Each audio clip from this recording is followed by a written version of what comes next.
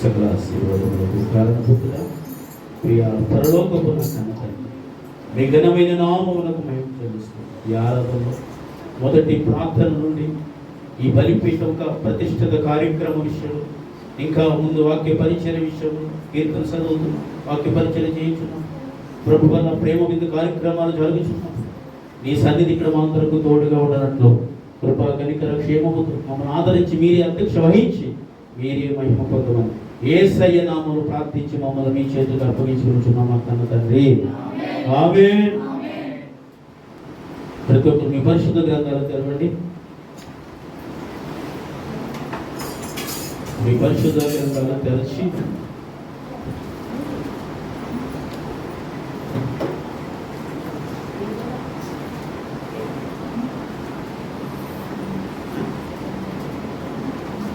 పద్దెనిమిదవ కీర్తన 26 నుండి 50 వచనాల వరకు. సమయం చాలా తక్కువ ఉంది కాబట్టి 50 వచనాలు వద్దు, దయచేసి ఒక 10 వచనాలు చదువుకుందాం. 10 వచనాలు అంటే 30 వచనం వరకు చదవండి, సరిపోతుంది.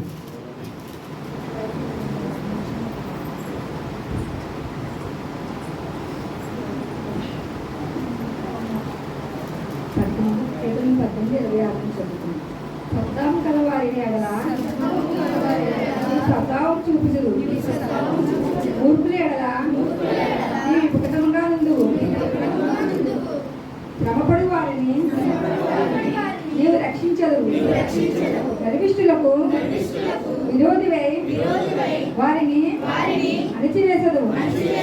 నా దీపము వెలిగించువాడము నీవే. నా దేవుడని యెహోవా చీకటిని నాకు వెలుగుగా చేయును. నీ సహాయం వలన నిన్న సైన్యమును జయిస్తుంది. ఆమేన్. నా దేవుని సహాయం వలన ప్రకారమును దాటుదును. ఆమేన్. దేవుడు యథార్థవంతుడు. యెహోవాకు తన శరణు వచ్చిన వారందరికీ ఆయన కేడము. చప్పట్లు కొట్టిన అందరూ.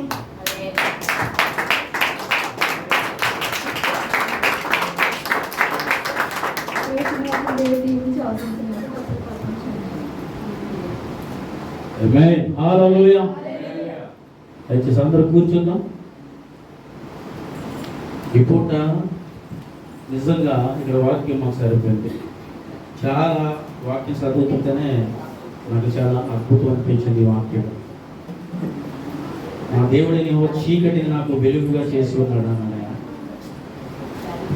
నీ వలన నేను సైన్యమును జయించేది అన్నాడు. ఆమె దేవుడి సహాయం ఉంటే మనం దేనినైనా జయించగలము అన్న మాటను ఇక్కడ. ఎందుకంటే నా దేవుడి సహాయం నేను ప్రాకారములను దాటుదును. ఆమె చెప్పి అందరూ చప్పట్లు కొట్టండి.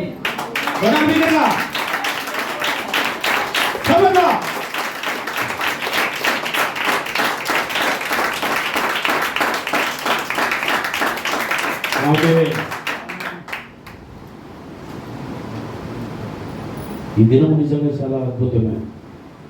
ఎందుకంటే మన సేవకుడిగా 40 దినములు ఉపవాస దినాన్ని ప్రకటించుకుని ఈరోజు ఆయన సన్నిధిలోకి వచ్చేసరికి దేవుడు నాకు ఇచ్చిన బహుమానం, దేవుడి మందిరాన్ని ప్రభు అలంకరించారు. ఆమేన్. హల్లెలూయా. రెండవది దైవజనురాలు దేవుని యొక్క ప్రేరేపణతో 20 దినములు ఎంతో భారముతో ప్రయాసతో ఉపవాసముతో ఒక్క దినం ఉపవాసం ఉండుట ఎంతో ఆశ్చర్యం అనిపించే రోజుల్లో ఉన్నట్లు ఉండేది మాకు సేవకురాల విషయంలో. అలాంటి సమయంలో ఆమె ఉపవాసం ఉంటానని మాట్లాడినప్పుడు నేను చాలా భయపడ్డాను. నేను ఎలా చేస్తుందో 20 రోజులంటే. ఎందుకంటే ఆమెకి ఉపవాసం చేస్తే ఎలా ఉంటుందో ఏంటో అని చాలా భయపడ్డాను. ఒకవేళ నేను ఉపవాసం ఉండమంటే అది అవ్వకపోవచ్చేమో, కానీ ప్రభు చెప్పారు కాబట్టి అది జరిగింది. చప్పట్లు కొట్టండి. అది ప్రభు చెప్పారు కాబట్టి చాలా అద్భుతంగా దేవుడు దైవజనుల జీవితంలో చేసిన ఈ ఉపవాసానికి తగిన బలముగా దేవుడు చేసిన మేలులు, దేవుడి సన్నిధి అలంకరించబడటం. ఆమేన్. మొదటిది ఏంటి అంటే దేవుడు సన్నిధిని అలంకరించబోతున్నాను ఆయన మాట్లాడినప్పుడు, నేను అలంకరించడం అంటే దేవుడి సన్నిధిలో ఏంటి ప్రభు అని అడిగితే అక్కడ ఉండాల్సింది లేదన్నారు ప్రభు. ఏంటి ప్రభు అని దేవుడి దర్శనంలో చూసినప్పుడు ఈ మందిరాన్ని దాని రూపురేఖలను ప్రభు నాకు చూపించినప్పుడు ప్రభు మరి నేనైతే ఏం చేయగలను? సంఘం చూస్తే సంఘం కూడా చాలా చిన్నది. అప్పటికి ఆ బిడ్డలైనా సరే ప్రయాసతో సేవకుడిని ఏ మార్గం విడిచిపెట్టకుండా వాళ్ళకు కలిగి ఉన్న దాంట్లో ఎప్పటికప్పుడు సేవకుడిని పోషిస్తూ సేవకుడిని ఆదరిస్తూ ఉండే ఒక మంచి సంఘాన్ని నువ్వు నాకు ఇచ్చావు. ఇంకా ప్రతి క్షణం ఏ రీతిగా నేను పోరాడగలనని ప్రార్థించినప్పుడు ఆయన అన్నారు, ఈ ఆదివారం నువ్వు సన్నిధికి రా అని చెప్పారు.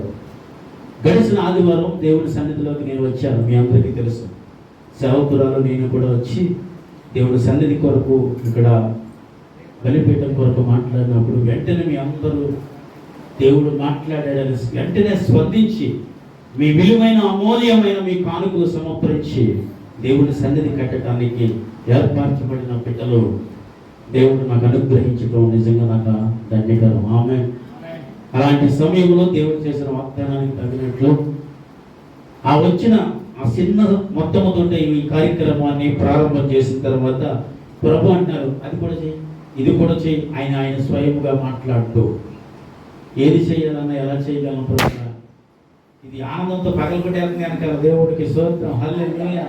మనకంటే ఆయన ఆనందంగా ఉన్నాయి కాబట్టి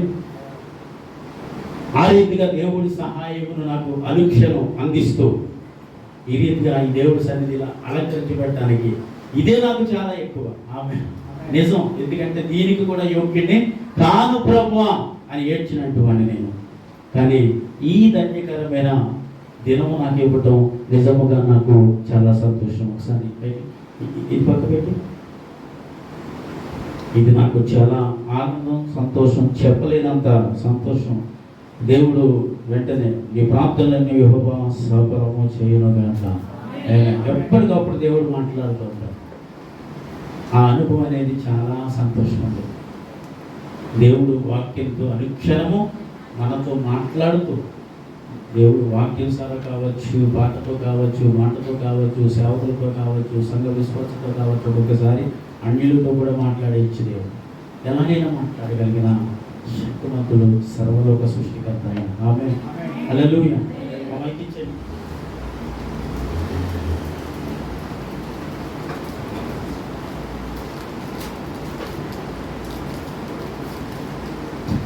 హల్లెలూయా. అందుని బట్టి దేవుడు చేసిన ఈ గొప్ప మేలును బట్టి నేను ప్రభువుని ఎంతో ఆనందిస్తూ ఉన్నాను.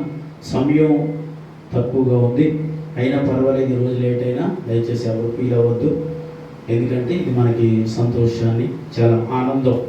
కనుక ఇక్కడ దేవుని ఒక నడిపింపు అంటే పరిశుద్ధాత్మ సహాయంతో మళ్ళీ ఎలా వాడుకుంటే అలా ఈ రోజంతా వాడబడదాం ప్రభు కొరకు అనుకుంటారు. జ్ఞానం లేదని అనుకుంటారు, కానీ నీకు దేవుడికి ఎన్నో అడుగుతాం కదా మనం, ప్రభా నాకు అప్పులు ఉన్నాయి, ఈ ఇప్పులు ఉన్నాయి, ఈ సమస్యలు ఉన్నాయి, ఈ ఇరుకులు ఉన్నాయి అనుకున్నప్పుడు దేవుడి జ్ఞానాన్ని అడగలేమా మనం?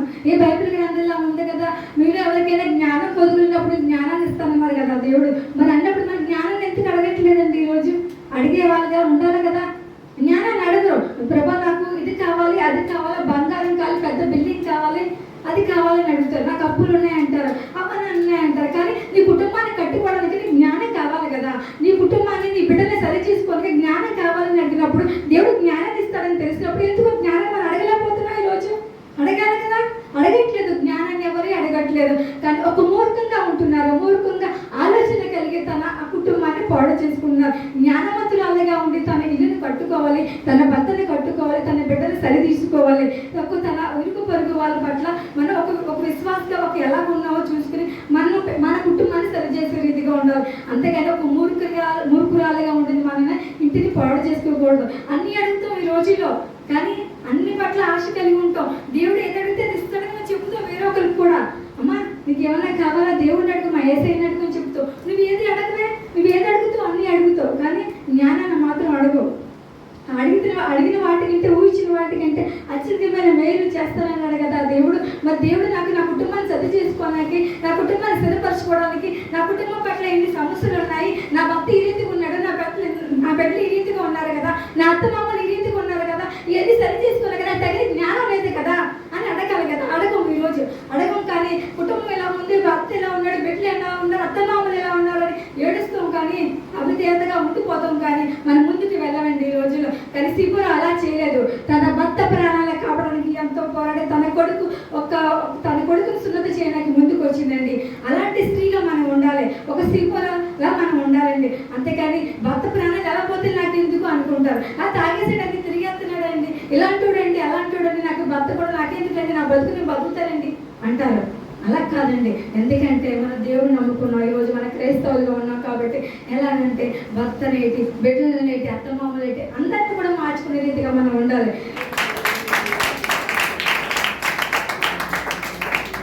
హల్లెలూయా.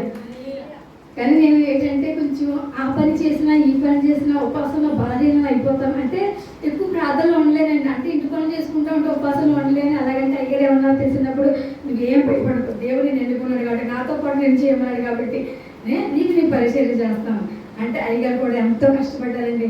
అయ్యగారికి నా నిండు హృదయపూర్వక వందనాలు. అదే వెళ్ళిన కూడా వందనాలు చెప్తుంది, హృదయపూర్వక వందనాలు. ఎంతగానో చాలా పరిచర్య అంటే చెప్పలేనండి. చాలా ఇంటికి నా బిడ్డలు కూడా ఒకప్పుడు ఏం చేసేవారంటే ఏమనుకోరంటే, నా బిడ్డలో అవితే అమ్మకి చేయని వరకు అమ్మను చేయని మా చిన్న వాళ్ళు వచ్చి సరే. కానీ వాళ్ళు కూడా అవకాశం ఉన్నప్పుడు ఏం చేయాలో చేసేసేవారు. ఒక్కోసారి అని దాన్ని వీళ్ళకి ఇన్ని పనులు చేయలేకపోతున్నాను కదా కూడా ఎంతో సహకరించారండి. మా చిన్న వజ్జి కూడా అయ్యగారు మాత్రం చాలా అండి. మీరు కూడా ఎంతో ప్రార్థన చేశారు, మీకు కూడా ఉన్నాను. మరి నేను ఒకసారి ఎప్పుడు ఉండలేదు, కానీ ఎవరో ఎలా ఉంటానంటే దేవుడు నేను ఎంతో బలంగా వాడుతున్నాడు. ఒకసారి అవిశ్వాసంలో పడిపోతానని చెప్పి అన్ని ఉంటానండి. అదే నువ్వు ఎందుకుంటా ఉండేస్తా, దేవుడు ఉంటాడు, నేను ఏర్పరచుకుని ఉంటా చూడండి. ఎవరండి నేను కూడా సుసన్న గారు బయటకు వస్తే అమ్మగారు చాలా అయితే గెంటుకు వచ్చేసారు. మీ అయ్యగారితో పాటు దేవుడు మా లాగా గెంటుకు వచ్చేసారు అన్నారు. అయ్యగారు రాలేదు, అమ్మ వచ్చేసారు అనుకున్నాను అంతే. హల్లెలూయా. చూసారంటే దేవుడు మనం ఆయన హృదయ సున్నత కలిగి ఉన్నామంటే ఆయన మనం ఎలాంటి పరిస్థితుల్లోనే విడుదల చేస్తాడు. ఎలాంటి సమస్యలైనా మనకి విడుదల చేసి మనం ముందుకు నడిపిస్తూ ఉంటాడు. మనం ఎప్పటికెప్పుడు ఏమనుకోవాలంటే ఇరుగు పొరుగు వాళ్ళ గురించి, మన ఇంట్లో ఉన్న బాధల గురించి, సమస్యల గురించి మనం బాధపడకూడదు. బాధపడి దేవుడి చేతికి అప్పు చెప్పాలి. తిండి నా బిడ్డలకు సున్నత లేదా, హృదయ సున్నత లేదా, నా భర్తకు హృదయ సున్నత లేదా, నా అత్తమామలకు హృదయ సున్నత లేదా అని మనం దేవుడి దగ్గర మోకరించి అడగాలి. మనం అడిగినప్పుడు అందరికీ సున్నతి ఇచ్చేప్పటిగా మనం ఎన్నుకుంటాడండి. హల్లెలూయా. అందరూ కూడా ఎంతో సహకరించారండి. మన దేవుడికి ఎన్నో వందనాలు. అలాగే మరి మర్చిపోయాను, అందరి ఉపవాసానికి ఎంత రీతిగా మరి ఈ రీతిగా ఎన్నుకున్న దేవుడికి మీకు కూడా ఎన్నో వందనాలు. ఎంతో ప్రార్థన చేసినందుకు వందనాలండి. దేవుడికి ఉన్న వందనాలు. దేవుడు చిన్న వాక్యం దేవుడు దీవించి ఆశించుగాక. ఆమేన్. హల్లెలూయా.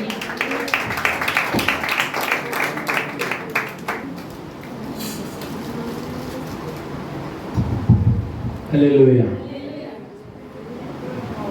మంచిదండి. దేవుడు చక్కగా మన సేవకులను ఎంత బలపరిచాడో మనం విన్నాము.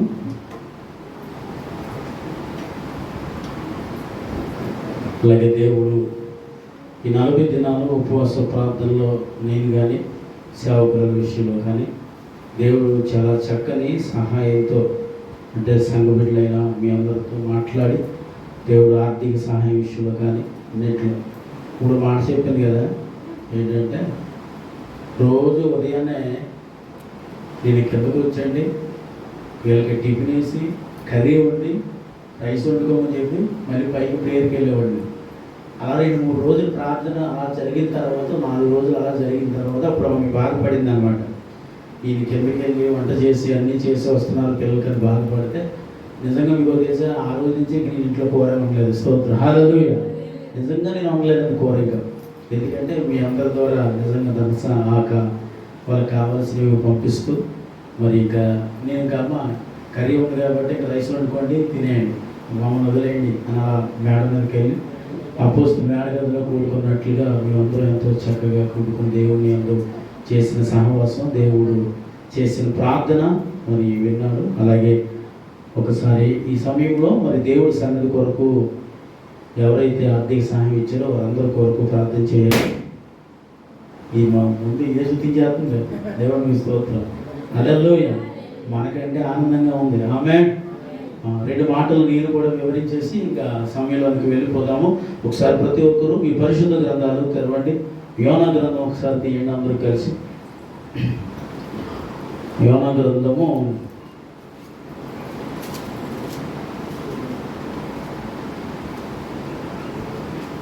మొదటి అధ్యాయంలో ఒకసారి 8వ వచనాన్ని చదవండి.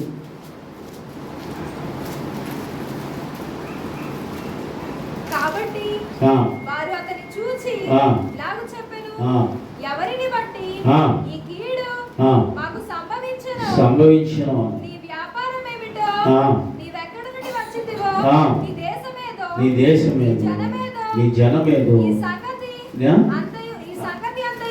ఈ సంగతి అంతయు మాకు తెలియచేయమనగా సకలాశీర్వాదములకు కారణభూతుడా, ఈ మాట ద్వారా మమ్మల్ని స్థిరపరిచి బలపరిచి మీ నామానికి మేము తెచ్చుకుంటాం. ఆమేన్.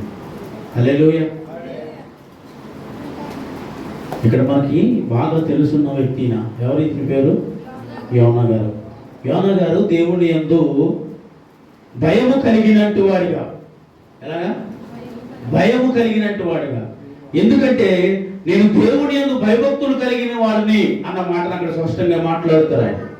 దేవుని యందు భయభక్తులు కలిగిన వాడైతే చేయాల్సిన పని ఒకటి ఉంటుంది అక్కడ. ఏంటంటే నివేన పట్టణము పాడైపోయింది కాబట్టి దాన్ని నేను పూర్తిగా నిర్మూలన చేయబోతా ఉన్నాను, కాబట్టి నువ్వు అక్కడికి వెళ్ళి దేవుడి సువార్తను ప్రకటించు అన్న మాట దేవుడు యోనాతో మాట్లాడతాడు. మాట్లాడినప్పుడు దేవుని యందు బహుభయభక్తులు కలిగిన వారు చేయాల్సిన పని నివేన పట్టణానికి పోవాలి, కానీ వెళ్లకుండా తర్షీషుకు పోయే వాడ ఎక్కి ప్రయాణం చేసి ఎక్కడో దగ్గరికి వెళ్ళిపోవాలి. ఎందుకంటే ఆయన చేయి కార్యములు ఎవరికి తెలుసు? యోనాకు తెలుసు. ఆమె చెప్పండి. హల్లెలూయా. దేవుడు చేసే ఆశ్చర్యమైన కార్యములు తెలిసిన వాడు కాబట్టి దేవుడి యందు ఒక నమ్మకము యథార్థత కలిగి దేవుడు సువార్త ప్రకటించడానికి వెళ్ళాల్సిన వ్యక్తి రాజుకు భయపడి వెళ్ళిపోతూ ప్రయాణం చేస్తున్నప్పుడు ఆ భయంకరమైన అక్కడ జరిగినదంతా మనకు తెలుసు. భయంకరమైన తుఫాను వచ్చి భయంకరమైన ఆ ఒక ఎలుతున్న వాడ మునిగిపోతున్న సమయంలో వారు తీసుకొచ్చిన ఆహారం దగ్గర నుంచి వారిలో ఉన్న ఒక విలువైన వస్తువులన్నీ కూడా సముద్రంలోని పారవేశారు. మీకు ఒక విషయాన్ని క్లారిటీ చేస్తున్నాను. వాడ దేనికి సాదృశ్యం అంటే నీకు నాకు సాదృశ్యము. హల్లెలూయా. వాడ నీకు నాకు సాదృశ్యము. ఆ వాడలో ప్రయాణం చేయించున్నవారు ఈ భౌతిక సంబంధమైన ప్రతి దానిని ఏం చేశారంటే విడిచిపెట్టారు. ఆమె ఎక్కడ విడిచిపెట్టారు? సముద్రంలో పాడవేశారు. అంటారు సముద్రము లోకానికి గుర్తు. ఇదిగో వారు తీసుకెళ్లే ప్రతి వస్తువును తీసుకెళ్లి ఎక్కడ పాడేశారంటే సముద్రంలో పాడవేసినప్పుడు ఆ దానికి అంటే ఆ కీడికి మూలమైన వ్యక్తిని దేవుడు వాళ్ళకి చూపించాడు. చెప్పడు కొట్టారు. మరి ఆ కీడుకు కారణమైన వ్యక్తిని దేవుడు వాళ్ళకు బయలుపరిచినప్పుడు ఇవన్నీ పాడేస్తే కాదు, అసలు కీడు చేయవాడిని ఏం చేయాలి? అసలు కీడు చేయవాడిని తీసివేయాలి అని దేవుడు ఉద్దేశించి ఇదిగో నన్ను తీసుకెళ్లి ఇందులో పాడవేయండి అని చెబితే అక్కడ రాయబడిన మాట ఏంటో తెలుసా? కాబట్టి వారు ఏమంటున్నారో తెలుసా? నీ వ్యాపారం ఏంటి, నువ్వు ఎక్కడి నుండి వచ్చితో, నీ దేశం ఏంటో, నీ జనమేంటో, ఈ సంగతులన్నీ మాకు తెలియజేయమనగా. హల్లెలూయా. నువ్వు చేసే పని ఏంటి, నీ వ్యాపారం ఏంటి, నీ ఉద్యోగం ఏంటి, ఇదిగో ఇవన్నీ నాకు నువ్వు చెప్పాలని అడుగుతా ఉన్నారట. అంటే నువ్వు ఎక్కడి నుంచి వస్తున్నావు, ఏ దేశం నుంచి వస్తున్నావు, ఏ ప్రాంతం నుంచి వస్తున్నావు అంటే దేవుడి పట్టణాన్ని విడిచిపోతున్నా. దేవుడి పట్టణాన్ని విడిచి ఇదిగో ఈ లోక సంబంధమైన విషయాలు ఆలోచనతో వెళ్ళిపోతా ఉన్నారు. కాబట్టి ఈ భయంకరమైన ముప్పు రావటానికి కారణము నేనే అయ్యాను. ఈ భయంకరమైన పరిస్థితి రావడానికి కారణము నేనే అయ్యాను. అందుని బట్టి ఇదిగో నన్ను ఎత్తి ఇందులో పాడవేయండి. ఏం చేయాలి? ఎత్తి నన్ను ఇందులో పాడవేయండి అని ఎప్పుడైతే మాట అన్నారో వాళ్ళందరూ ఎత్తి తీసుకెళ్ళి ఎక్కడ పాడేశారు? నా మొక్కమే కదా ఉపద్రవంలోకి వెళ్ళాడు. హల్లెలూయా. సముద్రంలో కాదు, సముద్రంలో పాడవేయినప్పుడు తను ఎక్కడున్నాడు? ఏమండి? ఉపద్రవములో ఉన్నాడు. హల్లెలూయా. అంటే మనుషులను గాని, రాజులను గాని, అధికారులు గాని, జన సమూహము ఏమీ లేని స్థలంలో వెళ్ళాడు. ఎక్కడున్నాడో తానికే తెలియని స్థలంలో ఉన్నాడు. హల్లెలూయా. ఎక్కడున్నాడో తానే తెలియని స్థలంలో ఉండి దేవునికి ఏం చేశాడంట? వెంటనే యోనా యెహోవాను ఇలాగూ ప్రార్థించును. ఎక్కడ నుండి ప్రార్థించాడు చెప్పండి? అక్కడ ఏమని రాయబడి ఉంది? ఉపద్రవములో నుండి. హల్లెలూయా. ఒక భయంకరమైన పరిస్థితిలో ఉండి ప్రార్థన చేస్తున్నా. ఆ భయంకరమైన పరిస్థితి యోనాకు రావడానికి కారణం ఏంటి? ఎందుకంటే దేవుని మాటలు వ్యతిరేకించి తన జీవితంలో చేయబడిన ఒకే ఒక తప్పు ఏం చేయబడింది తెలుసా? అతను ఉపద్రవంలోకి వెళ్ళాడు. హల్లెలూయా.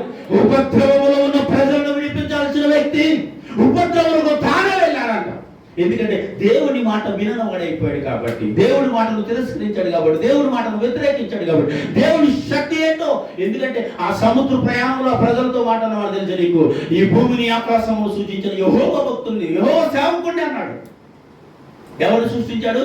ఈ భూమి ఆకాశమును సృష్టించిన వాడు భక్తుడంట, సేవకుడంట. కాబట్టి తన మాటను వినలేదు కాబట్టి ఉపద్రవంలోనికి వెళ్ళి ప్రార్థన చేస్తూ దేవుడికి మొర్ర పెడితే ఆ మొరను దేవుడు విని నివేనే పట్టణం ప్రజలందరికీ విడుదల కలిగిన కారణం ఏంటి? నా మీద చెప్పండి. హల్లెలూయా.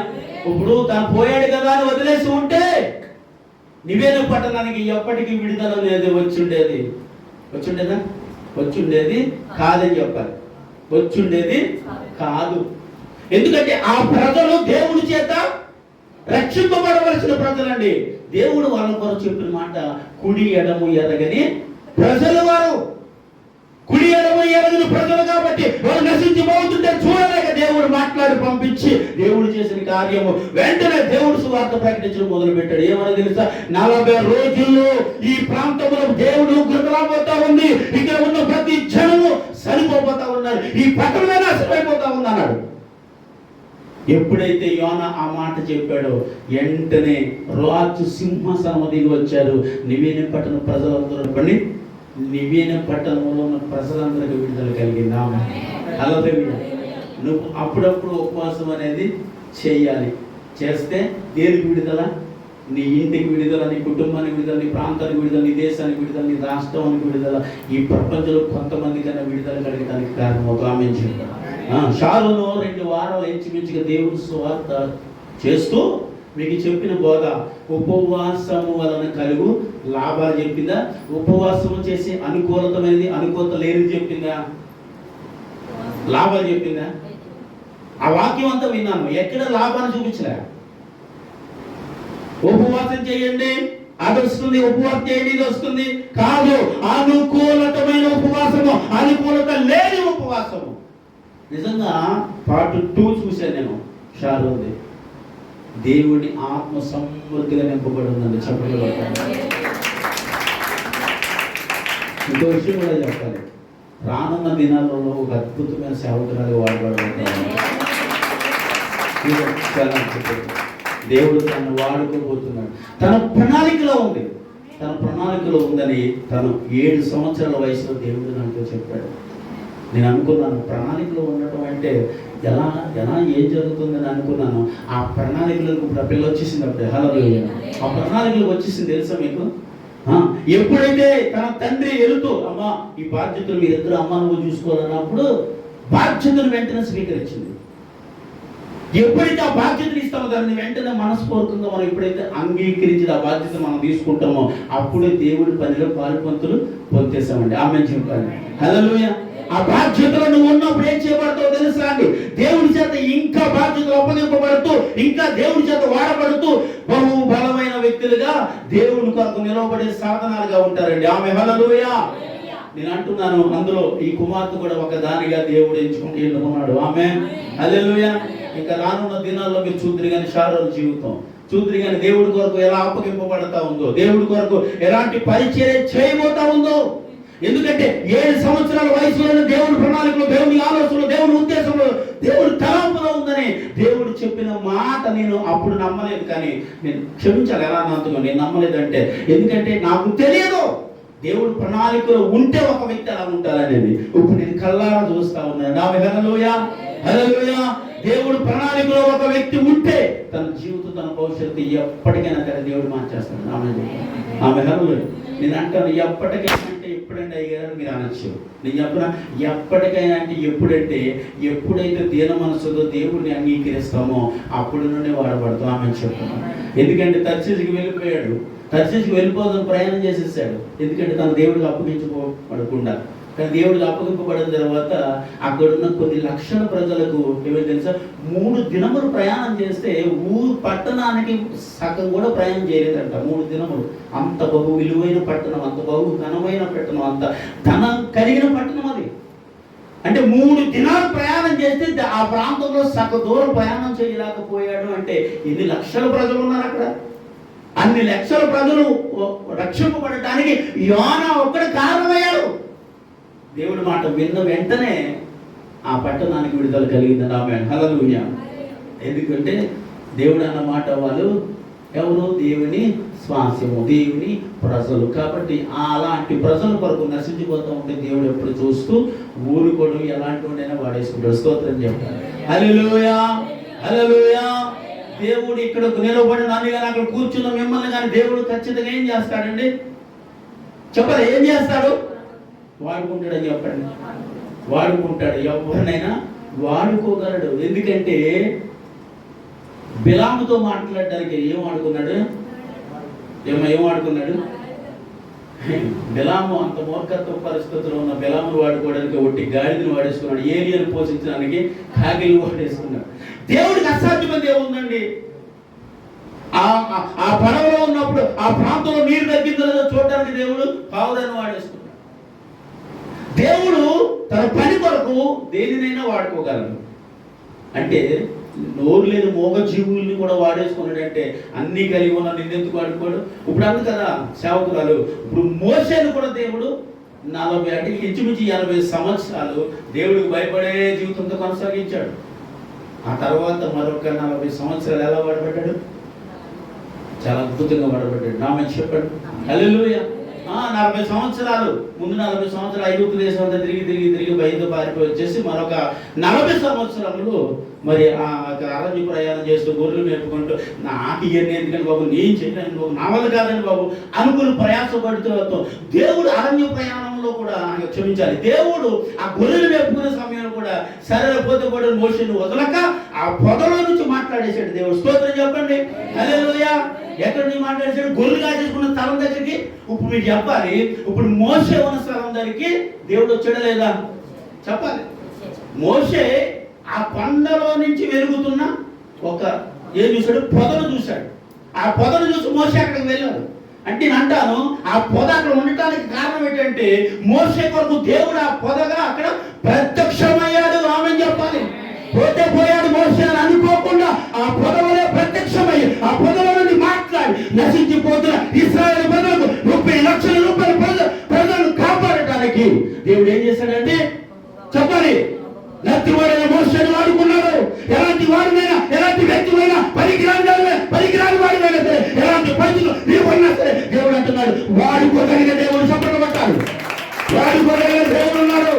అలాంటి దేవుడు సన్నిధిలో ఎప్పుడు అనాలోచన కలిగి ఉండొద్దు. వాడుకుంటావా అని ఆలోచన చేయొద్దు. అయ్యా నీ దేవుడికి పని వస్తారా అని అనుకోవద్దు. ఎలాంటి వ్యక్తిని అంటారు హృదయాన్ని దేవుడికి పనిగా వాడిపిస్తే నువ్వు దేవుడికి వాడుకోవద్దు. మరి చప్పట్లు కొట్టాలి. దేన్ని అప్పగించాలండి? చెప్పండి, దేన్ని అప్పగించాలి?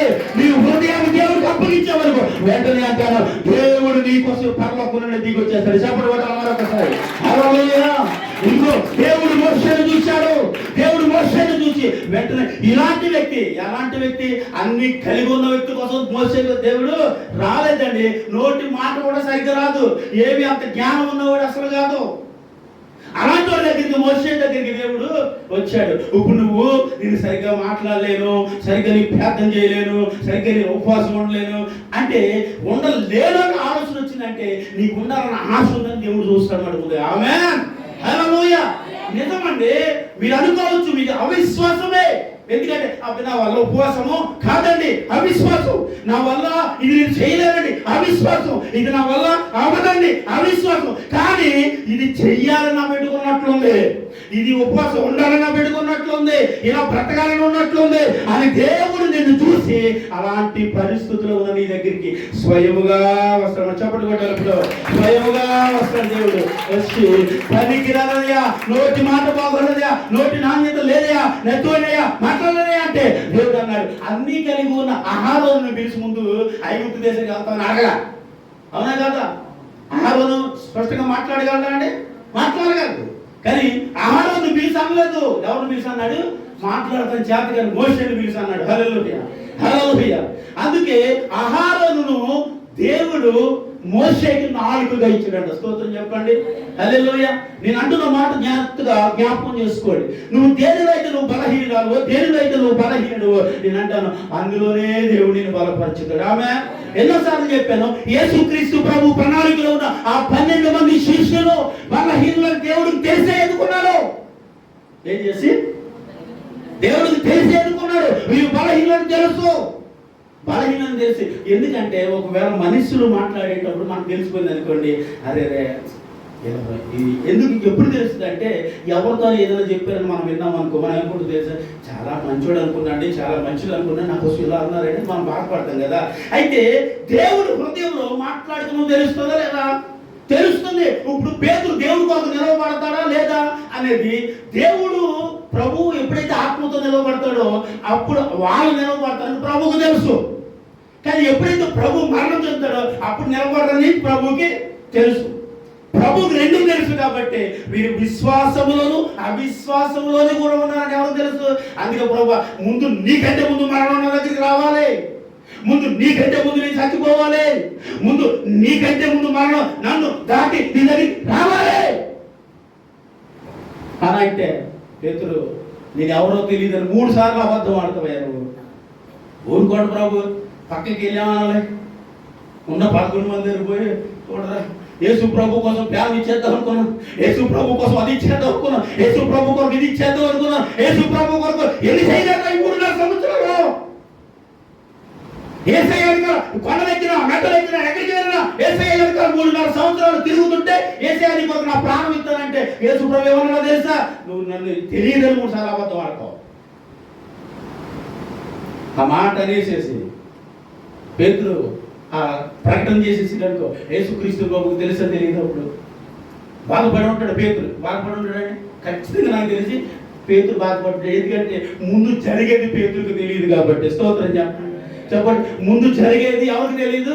పేతురుకు తెలియదు కాబట్టి మరణము నన్ను దాటి రావాలన్నాడు. ముందు జరిగేది యేసయ్యకి తెలుసు కాబట్టి నువ్వు నన్ను తెలియదు అని అంటావు అన్నాడు. అంటే హృదయాంతరంగములను ఎరిగిన వాడు, అలాంటి హృదయాన్ని కలిగిన వాడు కూడా యేసయ్య పక్కన ఉన్నాడని తెలిసి అవిశ్వాసములో ఉన్న కొన్ని కూడా విశ్వాసంలో నడిపించదగిన గొప్ప దేవుడు యేసుక్రీస్తు ప్రభు. చప్పట్లు కొడదామండి. అలాంటి అవిశ్వాసం కలిగిన వారిని కూడా విశ్వాస యోధులుగా చేశాడండి. స్తోత్రం చెప్పాలి. హల్లెలూయా. ఇప్పుడు అలాంటి వాళ్ళు మన దగ్గర ఉన్నారని తెలిసారనుకోండి, మనం ఏం చేస్తాం? నీకు దర్శనం వచ్చిందమ్మా, నీకు ఒక వ్యక్తి వల్ల ఏదో దర్శనం వచ్చింది, ఆ వ్యక్తి మనకు అనవసరం చెప్పాడు అనుకో దేవుడు, ఏం చేస్తాం? దర్శనం చూసేసావు కాబట్టి, ఆ వ్యక్తికి అనవసరం అన్నారు కాబట్టి, ఆ వ్యక్తికి అనవసరం అన్నాడు కాబట్టి ఇంక వాళ్ళతో మనకు మాట్లాడదు, ఇంక వాళ్ళతో మనకు పని లేదు. కానీ యేసుక్రీస్తు ప్రభు చూశాడు కాబట్టి, అరే పేతురు నా కోసం 3 సార్లు అబద్ధం పడతాడు, ఇలాంటి పేతురు నాకెందుకు? అది యేసుక్రీస్తు ప్రభు తన హృదయం ముందు ఆలోచనను రానివ్వలేదు. అలాంటి వ్యక్తిని దేవుడు కొరకు ఏం చేయబడ్డాడు? తల కిందగా సిలువేయబడ్డాడు, ఖడ్గముతో నరకబడ్డాడు, శరీరమును వలచబడ్డాడు, తల కిందగా సిలువేయబడ్డాడు. ఒక్కొక్కడు దేవుడు కొరకు ఏం చేయబడ్డారండి చెప్పండి? అప్పగింపబడ్డారు. హల్లెలూయా. అప్పగించబడ్డారు. ఎందుకంటే దేవుడు ప్రణాళికలో దేవుడు వాళ్ళని దాసి ఉంచాడు కాబట్టి. హల్లెలూయా. ఏం చేశాడండి? దేవుడు దాసి ఉంచాడు వాళ్ళని. అందుకే దేవుడు ఏం చేశాడు తెలుసా? అవిశ్వాసమైన వాళ్ళని విశ్వాసకు యోధులుగా నిలబెట్టాడు. అందుకే వాళ్ళని చూసి అదే ఇలా చాలా అవిశ్వాసాలు ఉన్నారు, కానీ వీళ్ళు ఎలా తెలియదు, విశ్వాసానికి యోధులుగా చెయ్యాలి అని దేవుడు అప్పుడు పేతురు దగ్గరికి వచ్చాడు. స్తోత్రం చెప్పాలి. హల్లెలూయా. అబద్ధం ఆడిన తర్వాత కూడా పేతురు దగ్గరికి వచ్చాడు. పేతురు, నేను ఎవరికి వెళ్తాను కదా, నన్ను మరణానికి అప్పగింపబడినప్పుడు, నన్ను సిలువేసేటప్పుడు నన్ను చూసి నువ్వు దూరంగా పోయావు కదా, నన్ను చూసి నువ్వు దూరంగా వెళ్ళిపోయావు కదా, నన్ను చూసి ఎవరో తెలియదన్నావు కదా, నీ మొక్క నా జీవితంలో అందరూ చెప్పాలి, చూపించొద్దు, నా కంటికి ఎప్పుడు నువ్వు కనపడద్దు. మనమైతే ఖచ్చితంగా ఇలా అంటాం. ఒక వ్యక్తి నీకు అపాయకరమైన పరిస్థితుల్లో నువ్వు ఉన్నప్పుడు, ఒకవేళ నీకు ఎవ్వరూ సాయం చేయకపోతే, నీ కళ్ళ ముందు ఉన్న వ్యక్తి నీకు సాయం చేయకపోతే ఎవరి వ్యక్తి తెలుసా? కానీ ఆయనకు తెలుసు. ఆమేన్. హల్లెలూయా. ఆ సమయంలో ఎవరి సహాయము ఉండదని ఎవరికి తెలుసు? దేవుడు తెలుసు. కానీ దేవుడు ఏం చేశాడు? సహాయం లేని వ్యక్తులతో సహాయం చేయించాడు. స్తోత్రం. సహాయం లేని వ్యక్తులతో అద్భుతం అన్నట్టండి కదా. నాకు అనిపిస్తుంది అది చదివేటప్పుడు ప్రతిసారి ఏమనిపించేది అంటే ప్రభు ఇలాంటి వాళ్ళు ఎన్నుకున్నాడు ప్రభు. ఒకడేమో డబ్బుగా వేసాడు, ఒకడేమో ఎవడో వెళ్దన్నాడు, ఒకడేమో ఏరెట్టు పడాలన్నాడు. ఏంటి ఒక్కొక్కరు ఒక్కో రకంగా ఉన్నాడు. ఏంటి ప్రభా నీ ఎన్నుకోవడమేది తప్ప, ఇలాంటి వాళ్ళే ఎన్నుకున్నావా అని నీకు నాకు అనిపిస్తుంది. దేవుడికి ఏమనిపిస్తుందంటే ఇలాంటి వాళ్ళే నా పనికి కావాలి ఆమె చెప్పాను. హల్లెలూయా. అవిశ్వాసంలో ఉన్న వారిని విశ్వాసంలో నడిపించదగిన దేవుడు నా దేవుడు. ఆమె హల్లెలూయా. బలహీనులు నా దేవుడు బలపరిచే దేవుడు అండి. ఆమె హల్లెలూయా. పనికిరాని వాడిని పనికొచ్చే చేసే దేవుడు నా దేవుడు. ఆమె పెంట కుప్ప మీద ఉన్న దీనుడు సైతమును లేవనెత్తువాడును ఎవరు? ఆయన చెప్పండి. నేనకూడదు మీరు ఎవరు? ఆయన. నువ్వు పనికిరాని దానివైనా పనికి వాడివైనా సరే కానీ ఎవ్వరికి పనికి రాకపోవచ్చు. ఈ మాట ఎన్నోసార్లు చెప్పాను, మరొకసారి చెప్తున్నాను. నువ్వు ఎవ్వరికి పనికిరాని వ్యక్తివి కావచ్చు కానీ ఎవరికి పనికి వస్తావు? ఆమె. నువ్వు ఎవ్వరికి పనికి రాకపోయినా సరే నువ్వు దేవుడికి పనికి వచ్చే వ్యక్తివి అని నువ్వు నమ్మాలి ముందు. ఆమె. హల్లెలూయా. ఏం చేయాలి? ఏమని నమ్మాలి? పనికిరాని అన్నారండి, పనికిరాని పనికివాడిని అన్నారండి, పనికిమాలని అన్నారండి, నన్ను ఎలా సేదరించారండి, అలా సేదరించారండి, చిచ్చిగా మొక్కలు లైఫ్లో చూడండి, జీవితంలో చూడండి, వెళ్ళండి అని మీ హృదయ అంతరంగంలో మీరు ఆలోచన చేస్తూ ఉంటే దేవుడు అంటున్నాడు ఆ హృదయ అంతరంగంలో ఎవరికి తెలుసు? ఆయనకి తెలుసు. నువ్వు నేను ముందు చెప్పకపోవచ్చు. ఆయన అన్నాడు ఏమన్నా తెలుసా, నువ్వు ఎవరో తెలుదని, నేను మరణించి 3వ దినం లేచి మళ్ళీ మీ మధ్యకు వస్తాను అని చెప్పి వస్తే ఎవరు నువ్వు? చెయ్యకు ఏది ఉండేది గాయ ఏది ఎక్కడ ఉందో చూపించు, చూస్తేనే కానీ. అయ్యి బాబాయ్ ఇలాంటి వాళ్ళందరినీ వెనకెట్టి తిరిగాడండి. ఎవరు? యేసుక్రీస్తు ప్రభు. కానీ ఈరోజు మనం భారతదేశం రక్షింపబడటానికి కారణమే ఆయన. దేవుడికి స్తోత్రం. హల్లెలూయా. ఎందుకంటే అలాంటి భయంకరమైన వ్యక్తులు కూడా భయంకరమైన సేవకులుగా వాడుతున్నాడు. స్తోత్రం చెప్పాలి. హల్లెలూయా. నీ పరిస్థితి ఎలాంటిదైనా ఎలాంటి అవిశ్వాసమైనా సరే నువ్వు పరిపూర్ణంగా నువ్వు దేవుడిని అంగీకరిస్తే నువ్వు పరిపూర్ణమైన విశ్వాసంలోకి నా దేవుడు నడిపిస్తాడు. నామం చెప్పాడు. హల్లెలూయా. ఆయన నడిపించగలడు పరిపూర్ణమైన ఎక్కడికి చెప్పండి? స్థలములో పరిపూర్ణమైన, విశ్వాసంలో పరిపూర్ణమైన, నమ్మకతలో పరిపూర్ణమైన యథార్థ తలంపులోనికి నా దేవుడి నేను నడిపించగలడు. వాడుకు తగిన దేవుడు. ఆమె. హల్లెలూయా. హల్లెలూయా. అందుని బట్టి నువ్వు నమ్మాల్సింది ఒకటి ఉంటుంది. ఏంటో తెలుసా? నీలో అవిశ్వాసం అంతగా పని చేయకపోవచ్చు. ఏం పని చేస్తుంది అంటే అయ్యారు అన్న విశ్వాసం పని చేస్తున్నారు కదా, కాదు. అవిశ్వాసం ఎక్కువ పని చేస్తుంది. ఎవరికి? ఎవరికి? నాకన్నా అనకండి. ఎవరికి? నేను చెప్పనా? క్రైస్తవులు ఎక్కువ పని చేస్తుంది. అవిశ్వాసం. దేవుడు వాక్య భాష చదువుతాం కాబట్టి అవిశ్వాసం అనేది మొట్టమొదటిగా ఎవరి మీద పని చేస్తుందంటే క్రైస్తవుల మీద. కనీసం అన్యుల కదా నమ్మకుంటుందండి నేను చేయగలను, సాధించగలని. అది కూడా క్రైస్తవులు లేని వాళ్ళు చాలా మంది ఉన్నారు. ఆ నమ్మకం లేని వాళ్ళు చాలా మందిని మనం చూస్తూ ఉంటాం. అప్పుడప్పుడు అడుగుతుంది దేవుడు నమ్ముకున్న వ్యక్తేనండి ఎలాంటి అవిశ్వాసంగా మాట్లాడుతున్నారు, ఎలా అవిశ్వాసంగా బ్రతుకుతున్నారు అని అంటున్నారు. కానీ అవిశ్వాసం ఉన్న వ్యక్తో విశ్వాసం ఉన్న వ్యక్తో ఎవరు తెలుసు అంటే యేసుక్రీస్తు ప్రభువుకు తెలుసు. అయినా సరే ప్రార్థన చేస్తా వింటున్నాడంటే ఇప్పుడు అవిశ్వాసం ఉంటే ఉన్నాం, తర్వాత బలమైన విశ్వాసంలో ఉంటామని చెప్పండి కొట్టండి. మరి తర్వాత ఎక్కడ ఉంటాం? బలమైన విశ్వాసంలో ఉంటామని. నువ్వు బలహీనుడవే కానీ తర్వాత నువ్వు బలవంతురాలు అవుతావు అని తెలుసు. చెప్పండి కొట్టండి. మరి ఇది నీ ఉన్న పరిస్థితి, నీ స్థితి ఎవరికి తెలుసు అంటే దేవుడికి తెలుసు. కానీ ఆ స్థితిని కూడా మార్చగలిగిన దేవుడు నీతో ఉన్నాడు. ఆమె చెప్పండి. నీతో ఉన్నవాడు గొప్పవాడు. నీ లోకంలో ఉన్నవాడి కంటే నీలో ఉన్నవాడు ఎలాంటివాడంట? గొప్పవాడు. నీ స్థితిని, నీ పరిస్థితిని, నీ ఆలోచన, నీ తలంపులు అన్నిటిని మార్చేసి ఎలా కావాలంటే అలా వాడుకోదగిన దేవుడు నా యేసుక్రీస్తు ప్రభు. హల్లెలూయా. నువ్వు కూడా దేవుడి కొరకు వాడబడాలని అనుకుంటే నువ్వు కొరకు దేవుని కొరకు పని చేయాలని అనుకుంటే లేచి నిలబడండి. ఈ సమయంలో మన అందరూ దేవుని కొరకు పని చేసేటట్లుగా ఒక్కసారి దేవుని ఆరాధన చేద్దాం. అందరూ లేచి నిలబడి ఎప్పుడైతే ఆరాధన ముగింపు అవుతుందో ఆ ఆరాధన చేస్తూనే అందరూ మోకరించేయాలి. ఆ ఆరాధన చేస్తూనే మీరు ఒకరు మోకరించేస్తే ప్రభువు మీ దగ్గరికి వస్తుంది. గ్లోరీ టు హల్లెలూయా. పరిశుద్ధాత్మ దేవుడా నీకు కృతజ్ఞతాస్తుతులు తండ్రి. దయగల దేవ, కృపగల దేవ, నా కన్న తండ్రి నీకు వందనాలు, స్తుతులు, స్తోత్రములు ప్రభువా. నా తండ్రి నీకు కృతజ్ఞతాస్తుతులు తండ్రి. దయతో నింపు, కృపతో నింపు, కనికరించి నన్ను మేలు చేయండి అయ్యా. అందరూ విశ్వాసంతో ఉన్నారా? విశ్వాసంతో ఉన్నారా? అందరూ విశ్వాసంలో ఉన్నారా? విశ్వాసంలో ఉన్నారా? చెప్పాలి. అందరూ విశ్వాసంలో ఉన్నారా? అందరూ విశ్వాసంలో ఉన్నారా? విశ్వాసంలో ఉన్నారా? నాకు తెలిసి మీరు అనాలి, నేను అవిశ్వాసములో ఉన్నానయ్యా చెప్పండి. నేను అవిశ్వాసములో ఉన్నాను, నన్ను విశ్వాసములోకి నడిపించు. నేను బలహీనురాలనే ఉన్నాను, నన్ను బలవంతురాలుగా చేయనైనా అంటూ అందరూ హృదయపూర్వకంగా ఆరాధన చేయాలి. గ్లోరీ టు హల్లెలూయా. నన్ను పిలిచిన దేవా, నన్ను ముట్టిన ప్రభువా, నీవు లేదయ్యా.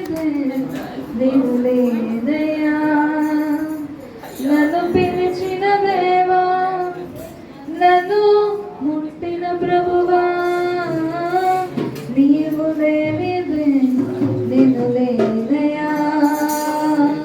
నే జీవించినది నీ కృప, ఎరుగించినది నీ కృప, హెచ్చించినది నీ కృప మాత్రమే. నే జీవించినది నీ కృప, ఎరుగించినది నీ కృప, హెచ్చించినది నీ కృప మాత్రమే. నీ కృపయే కావలను, నీ కృపయే చాలును, నీ కృప లేకుంటే నేనేమీ లేనయ్యా. నీ కృపయే కావలను, నీ కృపయే చాలును, నీ కృప లేకుంటే నేనేమీ లేనయ్యా. యేసయ్యా. ఒంటరిగా ఏడ్చినప్పుడు ఓదార్చువారు లేరు, తుమ్మిళ్ళి మరచినప్పుడు ఆదుకున్నవారు లేరు. ఒంటరిగా ఏడ్చినప్పుడు ఓదార్చువారు లేరు, తుమ్మిళ్ళి మరచినప్పుడు ఆదుకున్నవారు లేరు. బిగ్గరగా ఏడ్చినప్పుడు కన్నీరు తుడిచి కృప, బిగ్గరగా ఏడ్చినప్పుడు కన్నీరు తుడిచి కృప.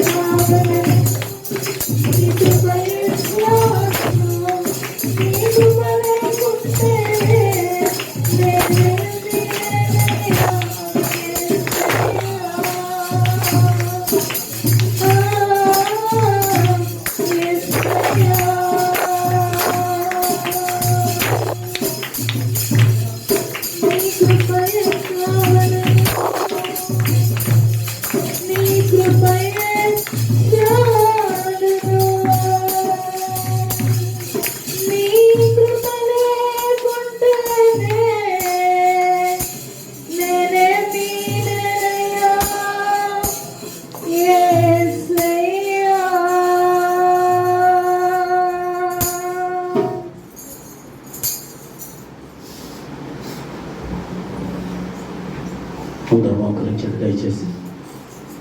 అందరూ మోకరించి ఎవరైతే ప్రభు బలం